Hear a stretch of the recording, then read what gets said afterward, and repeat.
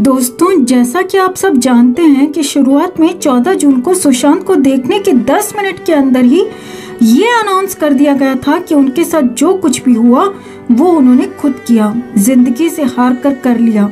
और उसके बाद अपनी इस बात को सही ठहराने के लिए तरह तरह की बातें फैलाई गईं, उनके डिप्रेशन को लेकर, बाइपोलर डिसऑर्डर का नाम देकर। वहीं जब सुशांत को लेकर धीरे धीरे कई चीजें बाहर आने लगी तो फैंस का ये यकीन पक्का होता गया कि सुशांत जैसा इंटेलिजेंट बंदा, खुश मिजाज बंदा कभी भी ऐसा कदम नहीं उठा सकता।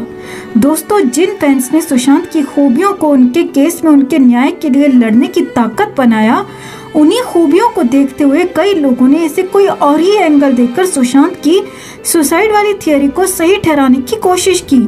जी हाँ दोस्तों, जैसा कि आप जानते हैं कि सुशांत एक इंजीनियरिंग स्टूडेंट थे और बहुत इंटेलिजेंट थे, पढ़ाई में बहुत होशियार थे।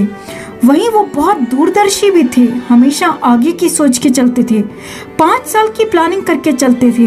तो कई लोगों ने इस पॉइंट को पकड़ा कि सुशांत बहुत ज्यादा सोचा करते थे और उनका दिमाग धीरे धीरे पागलों की तरह होता जा रहा था। सोच सोचकर उनकी ये सोच उन पर हावी हो गई और उन्होंने ये कदम उठा लिया। दोस्तों, जहां कई बड़े बड़े स्टार्स अनएजुकेटेड से हैं, 10th 12th तक पढ़े हुए हैं, शायद वो ये सब बातें पचा नहीं पा रहे थे कि सुशांत जैसा इंटेलिजेंट बंदा, एक इंजीनियरिंग स्टूडेंट, इतना आगे कैसे बढ़ रहा है।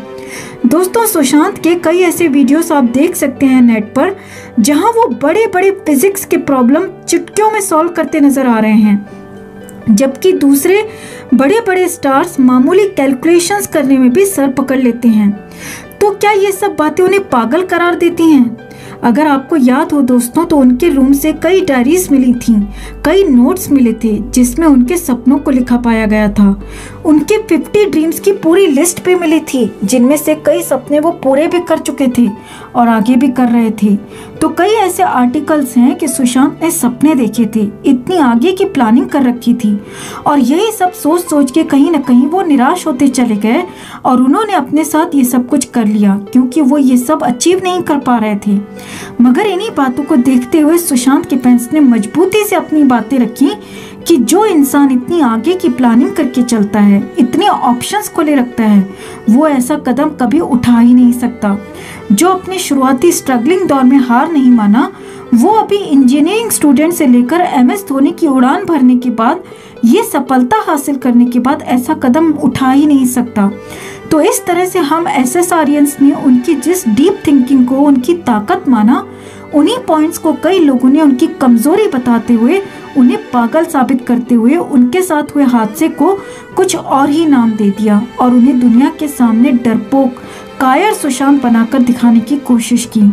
कभी कभी दिल रो पड़ता है सुशांत के लिए। कैसे लोग हैं ये, जो इतनी अच्छी बातों को, इतनी अच्छी खूबियों को पागलपन का नाम देकर उन्हें पागल ठहरा रहे हैं, कायर और डरपोक ठहरा रहे हैं।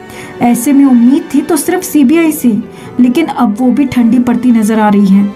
ऐसे में अब सुशांत के इंसाफ के लिए कहाँ गुहार लगाई जाए।